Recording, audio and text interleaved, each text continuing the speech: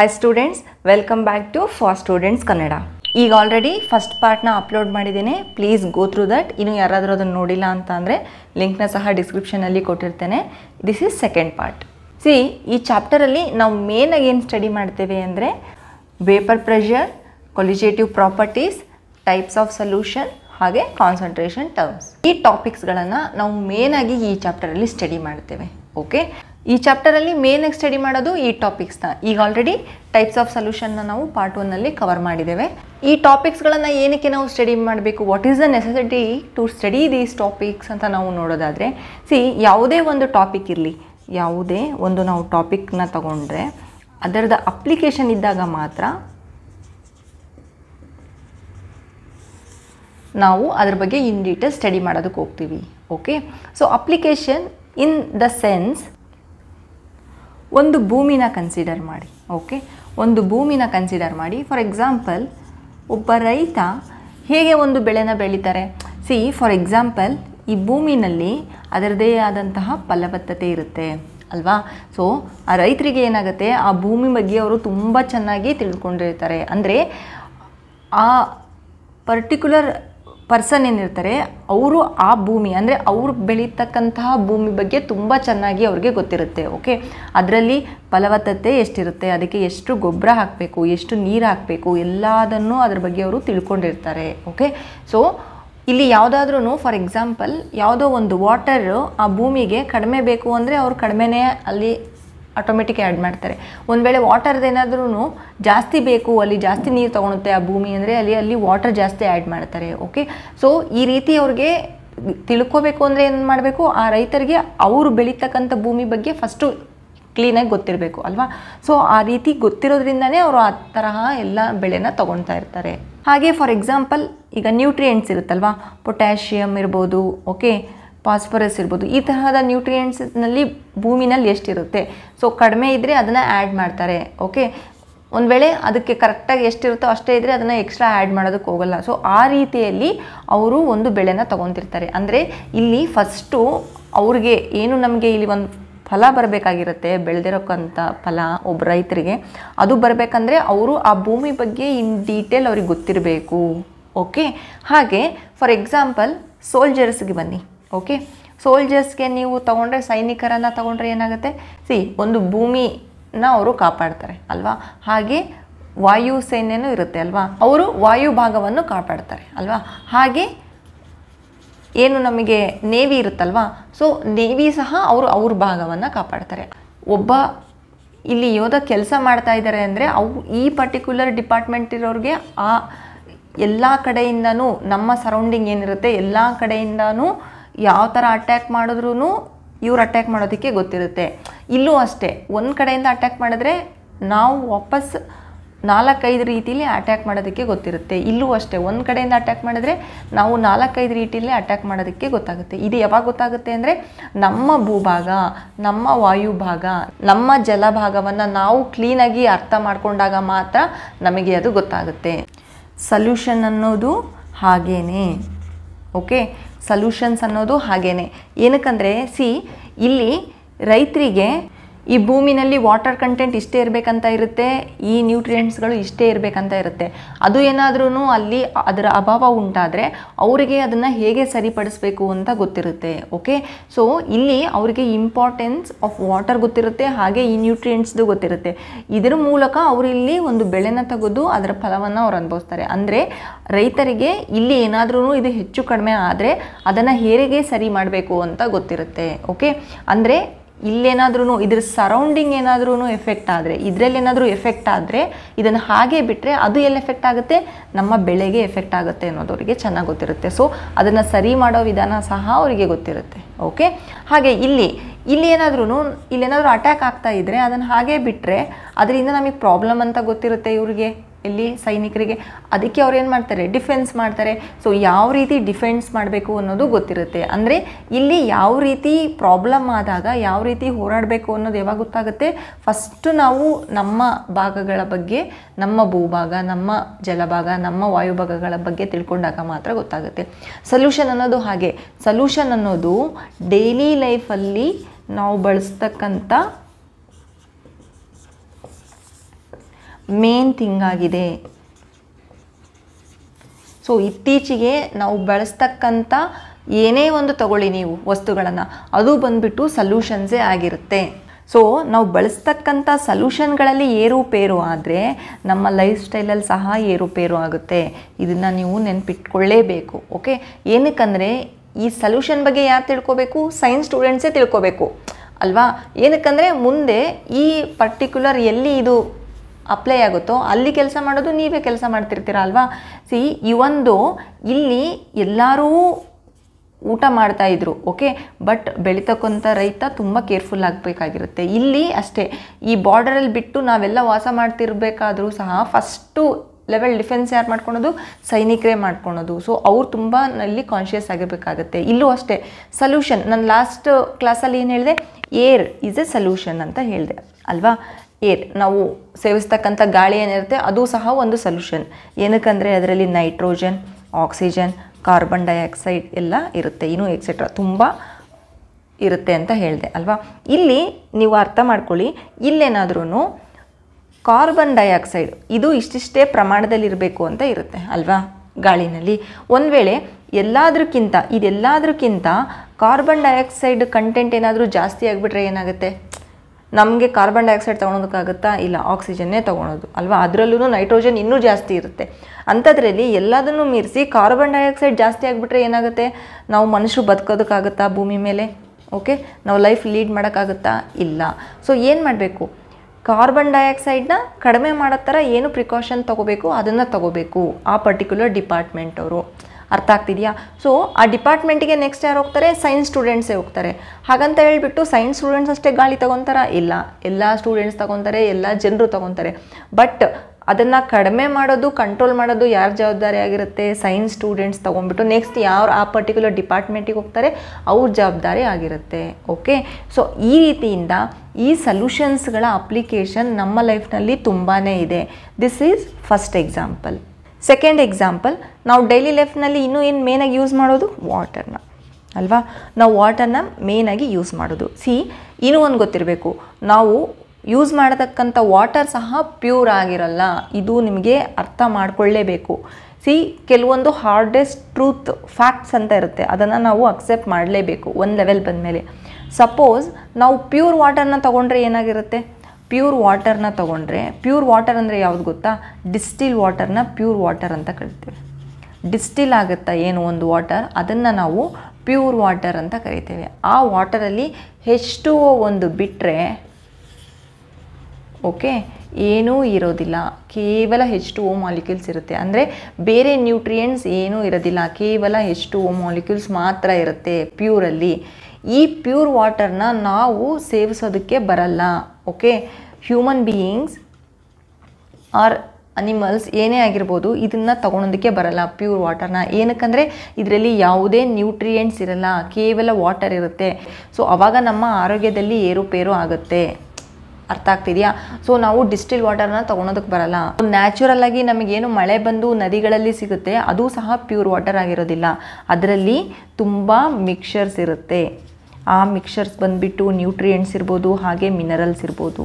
Okay, along with water molecule ಅದರಲ್ಲಿ minerals ಹಾಗೆ ನ್ಯೂಟ್ರಿಯೆಂಟ್ಸ್ಗಳು ಇರುತ್ತೆ. ಆದ್ದರಿಂದ ವಾಟರ್ ಅನ್ನೋದು ಸಹ ಪ್ಯೂರ್ ಕಂಟೆಂಟ್ ಆಗಿರೋದಿಲ್ಲ, ಅದು ಸಹ ಮಿಕ್ಸರಲ್ಲಿ ಒಂದು. ಓಕೆ, ಸೊ ಈ ವಾಟರ್ನ ನಾವು ತೊಗೊಂಡ್ರೆ ಸಪೋಸ್ ಇದನ್ನು ಯಾವ ರೀತಿ ಅಪ್ಲಿಕೇಶನ್ ಆಗುತ್ತೆ? ಸಲ್ಯೂಷನ್ ಅಲ್ವಾ ಇದು, ಇದನ್ನು ಸಲ್ಯೂಷನ್ ಅಂತ ತೊಗೋಬೋದು. ಏನಕ್ಕಂದರೆ ಇದು ಮಿಕ್ಸರ್ ಹೋಮೋಜಿನಿಯಸ್ ಆಗಿ ಅದು ನಮಗೆ ಡಿಸ್ಟ್ರಿಬ್ಯೂಟ್ ಆಗಿರುತ್ತೆ. ಸೊ ಸಲ್ಯೂಷನ್ ಅಂತ ಕನ್ಸಿಡರ್ ಮಾಡಿದಾಗ ಈ ವಾಟರಲ್ಲಿ ಈ ಮಿನರಲ್ಸ್ ನ್ಯೂಟ್ರಿಯೆಂಟ್ಸ್ ಇರುತ್ತೆ, ಇದ್ರ ಜೊತೆಗೆ ಒಂದು ಫ್ಲೋರೈಡ್ ಕಂಟೆಂಟ್ ಅಂತ ಸಹ ಇರುತ್ತೆ. Fluoride content. ಓಕೆ, ಈ ಫ್ಲೋರೈಡ್ ಕಂಟೆಂಟ್ ಅನ್ನೋದು ತುಂಬ ಇಂಪಾರ್ಟೆಂಟ್ ಆಗುತ್ತೆ. This is one of the example. ವಾಟರಲ್ಲಿ ತುಂಬ ನ್ಯೂಟ್ರಿಯೆಂಟ್ಸ್ ಇರುತ್ತೆ, ತುಂಬ ಮಿನರಲ್ಸ್ ಇರುತ್ತೆ. ಅದು ಒಂದು ಏರಾದಾಗ ಒಂದು ಡಿಸೀಸ್ ಬರ್ಬೋದು, ಒಂದು ಕಡಿಮೆ ಆದಾಗ ಇನ್ನೊಂದು ಡಿಸೀಸ್ ಬರ್ಬೋದು. ಇದು ಒಂದು ಎಕ್ಸಾಂಪಲ್. ಓಕೆ, ಇದೆಲ್ಲ ನಿಮಗೆ 1 ಮಾರ್ಕ್ಸ್ಗೆ ಬರ್ಬೋದು, ತುಂಬ ನೆನ್ಪಿಟ್ಕೊಳ್ಳಿ. ಇದೇನಕ್ಕಂದರೆ ಈಗ ನಾನೇನು ಟೀಚ್ ಮಾಡ್ತಾ ಇದ್ದೀನಿ ಇದೆಲ್ಲ 1 ಮಾರ್ಕ್ಸ್ಗೆ ಬರೋ ಚಾನ್ಸಸ್ ತುಂಬ ಇರುತ್ತೆ. ಓಕೆ, ಫ್ಲೋರೈಡ್ ಏನಾದ್ರೂ ನಮಗೆ ಎಷ್ಟಿರಬೇಕು ಅಂತ ಹೇಳ್ತಾರೆ ಗೊತ್ತಾ? 1 ppm ಇರಬೇಕು. ನಾವು ಸೇವಿಸ್ತಕ್ಕಂಥ ವಾಟರಲ್ಲಿ ಫ್ಲೋರೈಡ್ ಕಂಟೆಂಟ್ ಬಂದುಬಿಟ್ಟು 1 ppm ಇರಬೇಕು. 1 ppm ಇದ್ದರೆ ಏನಾಗುತ್ತೆ? 1 ppm ಇದ್ದರೆ ಅದು ಟೂತ್ ಡೆಕೇನ ರೆಡ್ಯೂಸ್ ಮಾಡುತ್ತೆ. ಓಕೆ. ಟೂತ್ ಡೆಕೆ ಏನಾಗ್ತದೆ ಅದನ್ನು ರೆಡ್ಯೂಸ್ ಮಾಡುತ್ತೆ ಎಷ್ಟಿದ್ದಾಗ 1 ppm ಇದ್ದಾಗ. ಓಕೆ. ಒಂದು ವೇಳೆ 1 ppm ಬದಲು 1.5 ppm ಇದ್ದರೆ, 1 ppmಗಿಂತ ಜಾಸ್ತಿ ಇದ್ದರೆ ಏನಾಗುತ್ತೆ, ಮತ್ತು ಟೂತ್ ಡೆಕೆನ 1 ppm ಇದ್ದರೆ ರೆಡ್ಯೂಸ್ ಮಾಡುತ್ತೆ ಅಂತ ಹೇಳಿಬಿಟ್ಟು ಇನ್ನೂ ಸ್ವಲ್ಪ ಜಾಸ್ತಿ ನಾವು ಸೇವಿಸೋಂಗಿಲ್ಲ ಅದೇ ಫ್ಲೋರೈಡ್ ಕಂಟೆಂಟ್ನ ವಾಟರಲ್ಲಿರೋದನ್ನ. 1.5 ಆಗಿಬಿಟ್ರೆ ಏನಾಗುತ್ತೆ ಗೊತ್ತಾ, ಆವಾಗ ಅದು ನಮಗೆ ಮೊಟಲ್ ಟೀತ್ನ ಫಾರ್ಮ್ ಮಾಡುತ್ತೆ. ಸೊ ನಮಗೆ ಮ್ಯಾಕ್ಸಿಮಮ್ ನಾವು 1 ppm ತೊಗೋಬೋದು. ಓಕೆ. 1 ppmಗಿಂತ ನಾವು ಜಾಸ್ತಿ ತೊಗೊಳಂಗಿಲ್ಲ ಯಾವುದನ್ನು, ಫ್ಲೋರೈಡ್ ಕಂಟೆಂಟ್ನ. ಸೊ ನಮಗೆ ನ್ಯಾಚುರಲ್ಲಾಗಿ ಏನು ಸಿಗುತ್ತೆ, ನೀರು ಮಳೆ ಬಂದುಬಿಟ್ಟು ನದಿನಲ್ಲಿ ಏನು ನೀರಿರುತ್ತೆ ನಾವು ಆ ನೀರನ್ನೆಲ್ಲ ನೋಡೋದಾದರೆ ಇನ್ ಜನರಲ್ ಆ್ಯಾವ್ರೇಜ್ ನಮಗೆ 1 ppm ಇರಲ್ಲ ಅದರಲ್ಲಿ. ಓಕೆ. ಅದರಲ್ಲಿ ಫ್ಲೋರೈಡ್ ಕಂಟೆಂಟ್ ಬಂದುಬಿಟ್ಟು 1 ppm ಇರಲ್ಲ, ಅದು ಕೇವಲ ಲೈಕ್ 0.2 ಇಂದ ಲೈಕ್ 0.4 ಅಥವಾ 0.6 ಇರ್ಬೋದು. ಓಕೆ. ಇಷ್ಟೇ ಇರುತ್ತೆ ನಮಗೆ ಇದರಲ್ಲಿ, ನಮಗೆ ಜನರಲ್ಲಾಗಿ ಏನು ಸಿಗುತ್ತೆ ಆ ವಾಟರಲ್ಲಿ. ಸೊ ಈ ವಾಟರ್ನ ತೊಗೊಂಡ್ರೂ ನಮಗೆ ಟೂತ್ ಡೆಕೆ ಆಗುತ್ತೆ. ಸೊ ಟೂತ್ ಡೆಕೆ ನಮಗೆ ರೆಡ್ಯೂಸ್ ಆಗಬೇಕಂದ್ರೆ 1 ppm ಬೇಕು. ಆವಾಗ ಏನು ಮಾಡ್ತಾರೆ, ಸೊ ನಮಗೆ ನ್ಯಾಚುರಲ್ ಸಿಗ್ತಾ ಇರೋದು ppm ಅನ್ನೋದನ್ನು ನಾನು ನೆಕ್ಸ್ಟ್ ಹೇಳ್ತೇನೆ ಕಾನ್ಸಂಟ್ರೇಷನ್ ಟರ್ಮ್ಸಲ್ಲಿ, ಜಸ್ಟ್ ನೆನ್ಪಿಟ್ಕೊಳ್ಳಿ, ಇದು ಒಂದು ಯೂನಿಟ್ ಅಂತ ಹೇಳ್ಬಿಟ್ಟು. ಇಲ್ಲಿ ನಮಗೆ ಇಷ್ಟೇ ಸಿಗ್ತಿರೋದ್ರಿಂದ ಇಲ್ಲೇನು ಮಾಡಬೇಕು, ನಮಗೆ ನ್ಯಾಚುರಲಾಗಿ ಇಷ್ಟು ಸಿಗ್ತಿದ್ರೆ ಆ ವಾಟರಲ್ಲಿ ಇದನ್ನು 1 ppm ಮಾಡಬೇಕು ಅಲ್ವಾ. 1 ppm ಮಾಡಬೇಕು ಅಂದರೆ ನಾವಿಲ್ಲಿ ಸ್ವಲ್ಪ ಎಕ್ಸ್ಟ್ರಾ ಆ್ಯಡ್ ಮಾಡಬೇಕು ಫ್ಲೋರೈಡ್ ಕಂಟೆಂಟ್ನ, ಅದನ್ನು ನಾವು ಜನರಿಗೆ ಬಿಡಬೇಕಾಗತ್ತೆ ಅಲ್ವಾ. 1.8 ppm ಸಿಗ್ತಾಯಿತ್ತು ಅಂದ್ಕೊಳ್ಳಿ. ಓಕೆ. 1.8 ppm ಸಿಗ್ತಾಯಿದ್ರೆ ಆವಾಗ ಏನು ಮಾಡಬೇಕು, ನಾವು ಇದರಲ್ಲಿರೋ ಫ್ಲೋರೈಡ್ ಕಂಟೆಂಟ್ನ ರೆಡ್ಯೂಸ್ ಮಾಡಬೇಕು 1 ppmಗೆ. ಅಂದರೆ ಅದು ನಮಗೆ ಮೊಟಲ್ ಟೂತ್ ಫಾರ್ಮೇಷನ್ ಆಗೋದಕ್ಕೆ ಅದು ಹೆಲ್ಪ್ ಮಾಡಿಬಿಡುತ್ತೆ. ಅದಕ್ಕೆ ನಾವೇನು ಮಾಡಬೇಕು, ಇದನ್ನು 1 ppmಗೆ ನಾವು ರೆಡ್ಯೂಸ್ ಮಾಡಿಬಿಟ್ಟು ಅದನ್ನು ಮತ್ತೆ ನಾವು ಜನರಿಗೆ ಬಿಡಬೇಕಾಗುತ್ತೆ. ಓಕೆ. ಸೊ ಈ ರೀತಿ ಒಂದು ಮಿಕ್ಸರಲ್ಲಿ ಒಂದು ಪರ್ಟಿಕ್ಯುಲರ್ ಕಾಂಪೊನೆಂಟು ಇಷ್ಟೇ ಪ್ರಮಾಣದಲ್ಲಿ ಇರಬೇಕು, ಇದನ್ನು ಈ ರೀತಿ ನಾವು ಕಡಿಮೆ ಮಾಡಬೇಕು, ಈ ರೀತಿ ಜಾಸ್ತಿ ಮಾಡಬೇಕು ಅಂತ ನಮಗೆ ತಿಳ್ಕೊಬೇಕಾದ್ರೆ ಅಲ್ಲಿ ಸೊಲ್ಯೂಷನ್ ಬಗ್ಗೆ ನಾವು ಇನ್ ಡೀಟೇಲ್ ತಿಳ್ಕೊಬೇಕಾಗುತ್ತೆ. Okay. So this is second application. Third application ನಾವು ನೋಡೋದಾದರೆ ಗ್ಲೂಕೋಸ್ ಲೆವೆಲ್ನ ತಗೊಳ್ಳಿ. Glucose level in blood. Okay. ಒಂದು ಬ್ಲಡ್ ಅಂತ ತಗೊಂಡಾಗ ಬ್ಲಡ್ಡಲ್ಲೆಲ್ಲ ಏನಿರುತ್ತೆ, ಹಿಮೋಗ್ಲೋಬಿನ್ ಇರುತ್ತೆ ಅಲ್ವಾ. ಹಿಮೋಗ್ಲೋಬಿನ್ ಇರುತ್ತೆ, ಹಾಗೆ ಗ್ಲೂಕೋಸ್ ಕಂಟೆಂಟು ಇರುತ್ತೆ ಅಲ್ವಾ, ಹಾಗೆ ಎಲೆಕ್ಟ್ರೋಲೈಟ್ಸ್ ಇರುತ್ತೆ. Okay. Electrolytes in the sense ನಮಗೆ ಸೋಡಿಯಂ, ಪೊಟ್ಯಾಷಿಯಮ್ ಈ ಥರ ಎಲ್ಲ ಇರುತ್ತೆ ಅಲ್ವಾ. ಸೊ ನಾವು ಜಸ್ಟ್ ಗ್ಲೂಕೋಸ್ ಲೆವೆಲ್ನ ಟಾರ್ಗೆಟ್ ಮಾಡಿ. ಸೊ ಇದು ಬ್ಲಡ್, ಈ ಬ್ಲಡ್ಡಲ್ಲಿ ಇದೆಲ್ಲ ಇದೆ. ಇದೆಲ್ಲದರಲ್ಲೇ ನಮಗೆ ಏನು ಬೇಕು, ನಮಗೆ ಬೇಕಾಗಿರೋದು ಕೇವಲ ಗ್ಲೂಕೋಸ್ ಲೆವೆಲ್ ನಾವು ಚೆಕ್ ಮಾಡಬೇಕಾಗಿರುತ್ತೆ. ಓಕೆ. ಸೊ ನಾವು ಗ್ಲೂಕೋಸ್ ಲೆವೆಲ್ ಚೆಕ್ ಮಾಡಿದಾಗ ಏನಾಗುತ್ತೆ, ಗ್ಲೂಕೋಸ್ ಲೆವೆಲ್ ಇಷ್ಟೇ ಪ್ರಮಾಣದಲ್ಲಿರಬೇಕು ಅಂತ ಒಂದು ರೇಂಜ್ ಇರುತ್ತೆ ಅಲ್ವಾ. ಸೊ ಆ ರೇಂಜಲ್ಲಿ ಅದು ಇದೆಯೋ ಇಲ್ವೋ ಅಂತ ನಮಗೆ ತಿಳ್ಕೊಬೇಕಾದ್ರೆ ಈ ಸೊಲ್ಯೂಷನ್ ಬಗ್ಗೆ ನಾವು ತಿಳ್ಕೊಬೇಕಾಗುತ್ತೆ, ಅದರ ಪ್ರಾಪರ್ಟೀಸ್ ಬಗ್ಗೆ ತಿಳ್ಕೊಬೇಕಾಗತ್ತೆ. Okay. Next example for all like important examples. For example ನಾವು ಬ್ರಾಸ್ ಏನಾದರೂ ಯೂಸ್ ಮಾಡಿದ್ರೆ, ಬ್ರಾಸ್ ಯಾವುದರಿಂದ ತಯಾರಾಗಿರುತ್ತೆ, ಕಾಪರ್ ಹಾಗೆ ಜಿಂಕಿಂದ ತಯಾರಾಗುತ್ತೆ. ಇದೆಲ್ಲ 1 ಮಾರ್ಕ್ ಇಂಪಾರ್ಟೆಂಟ್ ಕ್ವಶನ್ಸ್, ನೀವು ತುಂಬ ನೆನ್ಪಿಟ್ಕೋಬೇಕು. This are all like very very important questions. Okay. So for example brass ಯಾವುದರಿಂದ ತಯಾರಾಗಿರುತ್ತೆ ಅಂತ ಕೇಳ್ಬೋದು, ಅಂದರೆ ಯಾವ 2 ಕಾಂಪೋನೆಂಟ್, ಇದೆರಡು ನೀವು ಆಪ್ಷನ್ ಟಿಕ್ ಮಾಡಬೇಕಾಗುತ್ತೆ. ಅಥವಾ ಬ್ರಾಸ್ನಲ್ಲಿ ಒಂದು ಕಾಂಪೋನೆಂಟ್ ಕಾಪರ್ ಆಗಿದ್ದು ಇನ್ನೊಂದು ಯಾವುದು ಅಂತ ಕೇಳ್ಬೋದು. ಓಕೆ. ಅಥವಾ ಬ್ರಾಸ್ನಲ್ಲಿ ಒಂದು ಕಾಂಪೋನೆಂಟ್ ಜಿಂಕ್ ಆಗಿದ್ದು ಇನ್ನೊಂದು ಯಾವುದು ಅಂತಲೂ ಕೇಳ್ಬೋದು. ಓಕೆ. ನಿಮಗೆ ಗೊತ್ತಿರಬೇಕು ಬ್ರಾಸ್ ಅನ್ನೋದು ಕಾಪರ್ ಹಾಗೆ ಜಿಂಕ್ ಎರಡರಿಂದನೂ ಅದು ನಮಗೆ ಮಾಡಲ್ಪಟ್ಟಿರುತ್ತೆ ಅಂತ. ಇಲ್ಲಿ ಕಾಪರ್ ಹಾಗೆ ಜಿಂಕ್ನ ಮಿಕ್ಸ್ ಮಾಡಿದ್ರೆ ನಮಗೆ ಬ್ರಾಸ್ ಬರುತ್ತೆ. ಅದೇ ನಮಗೆ ಕಾಪರ್ ಪ್ಲಸ್ ಜಿಂಕ್ ಪ್ಲಸ್ ಇದೇ ಕಾಪರ್ ಜಿಂಕಿಗೆ ಸ್ವಲ್ಪ ನಾವು ಏನಾದರೂ ನಿಕ್ಕಲ್ ಆ್ಯಡ್ ಮಾಡಿದ್ರೆ, ಓಕೆ, ಅದು ನಮಗೆ ಏನಾಗುತ್ತೆ ಗೊತ್ತಾ, ಅದು ನಮಗೆ ಜರ್ಮನ್ ಸಿಲ್ವರ್ ಆಗುತ್ತೆ. ಆಗುತ್ತೆ. ಓಕೆ. ಸೊ ನಿಮಗಿವು ನೆನಪಿಡಲೇಬೇಕು, ಇದು ಇಂಪಾರ್ಟೆಂಟ್ ಥಿಂಗ್ಸ್. ಓಕೆ. ನೆಕ್ಸ್ಟು ಒಂದು ವೇಳೆ ನೀವೇನಾದರೂ ಬ್ರಾನ್ಸ್ನ ನೋಡಿದ್ರೆ, ಬ್ರಾನ್ಸ್ನಲ್ಲಿ ಯಾವುದು ಮಿಕ್ಸ್ ಇರುತ್ತೆ, ಕಾಪರ್ ಹಾಗೆ ಟಿನ್ ಇದೆರಡು ಮಿಕ್ಸ್ ಇರುತ್ತೆ ಇಲ್ಲಿ ಬ್ರಾನ್ಸಲ್ಲಿ. ಓಕೆ. ಇವೆಲ್ಲ ನಮಗೆ ಡೈಲಿ ಲೈಫ್ನಲ್ಲಿ ಅಪ್ಲಿಕೇಶನ್ ಇರೋದು ನಾನು ಹೇಳ್ತಾ ಇದ್ದೀನಿ. ಓಕೆ. ಇದಷ್ಟೇ ಇಲ್ಲ, ಇದು ಬಿಟ್ಟು ಗೋಲ್ಡ್ ಆಗಿರ್ಬೋದು. ನಾವು ಆಲ್ರೆಡಿ ಲಾಸ್ಟ್ ಕ್ಲಾಸ್ನಲ್ಲಿ ಏನು ಟೈಪ್ಸ್ ಆಫ್ ಸೊಲ್ಯೂಷನ್ಸ್ನ ಡಿಸ್ಕಸ್ ಮಾಡಿದ್ದೀವಿ. ಅದೆಲ್ಲಾದರೂ ನೀವು ಅಬ್ಸರ್ವ್ ಮಾಡಿ, ಅದೆಲ್ಲದೂ ನಮ್ಮ ಆಲ್ಮೋಸ್ಟ್ ಡೈಲಿ ಲೈಫಲ್ಲಿ ಅದು ಯೂಸ್ ಇರುತ್ತೆ. ಓಕೆ, ಸೊ ಇದೆಲ್ಲದೂ ಕೂಡ ನಮ್ಮ ಡೈಲಿ ಲೈಫಲ್ಲಿ ಯೂಸ್ ಆಗೋದ್ರಿಂದ, ಇದೆಲ್ಲದೂ ಸೊಲ್ಯೂಷನ್ನೇ ಆಗಿರೋದ್ರಿಂದ ಇವುಗಳ ಬಗ್ಗೆ ನಾವು ಇನ್ ಡೀಟೇಲ್ ನಾವು ಅರ್ಥ ಮಾಡ್ಕೋಬೇಕಾಗುತ್ತೆ, ತಿಳ್ಕೊಬೇಕಾಗತ್ತೆ. ಓಕೆ, ಫಾರ್ ಎಕ್ಸಾಂಪಲ್ ಏರ್ ಆಗಿರ್ಬೋದು ನಾವು ಡೈಲಿ ಲೈಫಲ್ಲಿ ಯೂಸ್ ಮಾಡ್ತೀವಿ, ವಾಟರ್ ಆಗಿರ್ಬೋದು ಡೈಲಿ ಲೈಫಲ್ಲಿ ಯೂಸ್ ಮಾಡ್ತೀವಿ. ಓಕೆ, ಹಾಗೆ ಡಯಾಬಿಟೀಸ್, ಈ ಹೆಲ್ತ್ ವೈಸ್ ನಾವು ನೋಡಿದ್ರೆ ಡಯಾಬಿಟೀಸ್ ತಿಳ್ಕೊಬೇಕಂದ್ರೆ ನಾವು ಗ್ಲೂಕೋಸ್ ಲೆವೆಲ್ ಬಗ್ಗೆ ತಿಳ್ಕೊಬೇಕಾಗುತ್ತೆ. ಓಕೆ, ಹಾಗೆ ಬ್ರಾಸ್ ಅನ್ನೋದು ನಾವು ಡೈಲಿ ಲೈಫಲ್ಲಿ ಯೂಸ್ ಮಾಡ್ತೀವಿ, ಜರ್ಮನ್ ಸಿಲ್ವರ್ ಸಹ ನಾವು ಡೈಲಿ ಲೈಫಲ್ಲಿ ಯೂಸ್ ಮಾಡ್ತೀವಿ, ಬ್ರಾನ್ಸ್ ಸಹ ಯೂಸ್ ಮಾಡ್ತೀವಿ. ಓಕೆ, ಸೊ ಇದೆಲ್ಲದನ್ನು ಯೂಸ್ ಮಾಡೋದ್ರಿಂದ ಡೈಲಿ ಲೈಫಲ್ಲಿ ಇದರ ಅಪ್ಲಿಕೇಶನ್ ಇರೋದ್ರಿಂದ ನಮಗೆ ಗೊತ್ತಿಲ್ಲದೇನೋ ನಾವು ಪ್ಯೂರ್ ಸಬ್ಸ್ಟೆನ್ಸ್ನ ನಾವು ಯೂಸ್ ಮಾಡೋಲ್ಲ. ನೆನ್ಪಿಟ್ಕೊಳ್ಳಿ, ಪ್ಯೂರ್ ಸಬ್ಸ್ಟೆನ್ಸ್ನ ಏನಿರುತ್ತೆ ನಾವು ಯೂಸ್ ಮಾಡೋಲ್ಲ. ಪ್ಯೂರ್ ಸಬ್ಸ್ಟೆನ್ಸ್ನ ನಾವು ಡೈಲಿ ಲೈಫಲ್ಲಿ ಯೂಸ್ ಮಾಡೋಲ್ಲ. ನಾವು ಯೂಸ್ ಮಾಡೋದು ಮೋಸ್ಟ್ ಆಫ್ ದ ಪ್ರಾಡಕ್ಟ್ಸ್ ಅಥವಾ ಏನೇ ಬರಲಿ, ಓಕೆ, ಅದು ಬಂದುಬಿಟ್ಟು 95% ನಮಗೆ ಮಿಕ್ಸರ್ಸೇ ಆಗಿರುತ್ತೆ, ಅದು ಸೊಲ್ಯೂಷನ್ಸೇ ಆಗಿರುತ್ತೆ. ಓಕೆ, 95% ಇದು ನಿಮಗೆ ನೆನಪಿರಬೇಕು.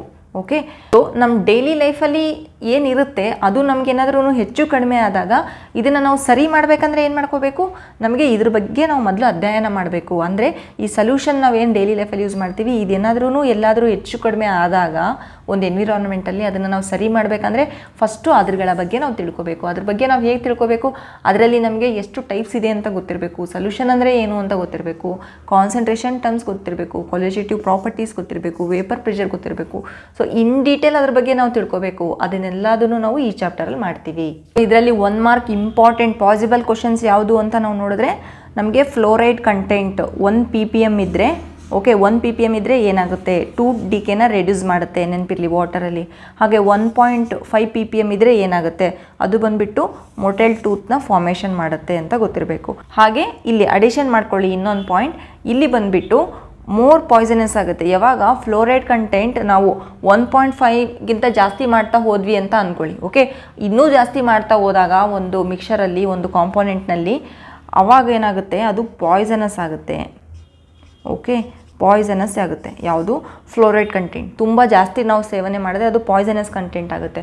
ರ್ಯಾಟ್ ಪಾಯ್ಸನಸ್ ಬರುತ್ತೆ. ರ್ಯಾಟ್ ಪಾಯ್ಸನಸ್ನಲ್ಲಿ ಏನು ಮಾಡ್ತಾರೆ, ನಮಗೆ ಸೋಡಿಯಂ ಫ್ಲೋರೈಡ್ನ ಯೂಸ್ ಮಾಡಿರ್ತಾರೆ. ಓಕೆ, ರ್ಯಾಟ್ ಪಾಯ್ಸನಸ್ ಆಗಿ ನೆನ್ಪಿಟ್ಕೊಳ್ಳಿ. ಇದು ಸಹ ನಮಗೆ ಇಂಪಾರ್ಟೆಂಟ್ ಕ್ವಶನ್ನಲ್ಲಿ ಬರ್ಬೋದು 1 ಮಾರ್ಕಲ್ಲಿ. ರ್ಯಾಟ್ ಪಾಯ್ಸನಲ್ಲಿ ಯೂಸ್ ಮಾಡ್ತಕ್ಕಂಥ ಕೆಮಿಕಲ್ ಯಾವುದು ಅಂತ ಹೇಳ್ಬಿಟ್ಟು, that is sodium fluoride NaFl. Okay, next ಬಂದುಬಿಟ್ಟು ಈ ಬ್ರಾಸ್ ಇದರಿಂದ ಮೇಡಪ್ ಆಗಿರುತ್ತೆ. ಓಕೆ, ಇದು ಇಂಪಾರ್ಟೆಂಟ್. ಜರ್ಮನ್ ಸಿಲ್ವರ್ ಇಂಪಾರ್ಟೆಂಟ್, ಹಾಗೆ ಬ್ರಾನ್ಸ್ ಇಂಪಾರ್ಟೆಂಟ್. ಇದೆಲ್ಲದೂ ಸಹ 1 ಮಾರ್ಕ್ಸ್ನಲ್ಲಿ ಬರುವ ಚಾನ್ಸಸ್ ತುಂಬಾ ಇದೆ. ಮತ್ತೆ ನೆಕ್ಸ್ಟ್ ಕ್ಲಾಸ್ನಲ್ಲಿ ಭೇಟಿಯಾಗೋಣ. Till then keep watching. Thank you.